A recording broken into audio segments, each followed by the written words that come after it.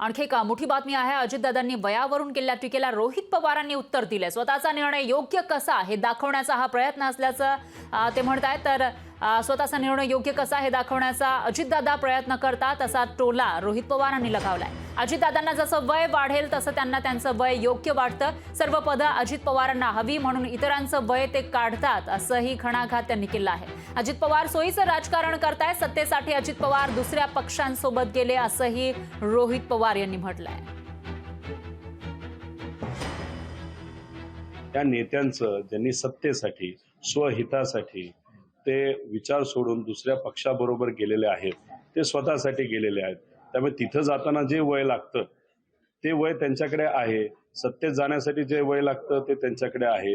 एखादं मंत्रिपद घेण्याचं जे वय लागतं ते त्यांच्याकडे आहे। आणि यांचं वय जसं वाढेल तसं तसं त्यांच्यासाठी ते वय योग्य होत जाईल असं आम्हाला सगळ्यांना वाटतं। त्यामुळे हे कसं आहे की सोयीचं राजकारण आहे, सोयीचं भाषणं आहेत। लोकशाही मराठी ऐका, पहा, जागरूक रहा।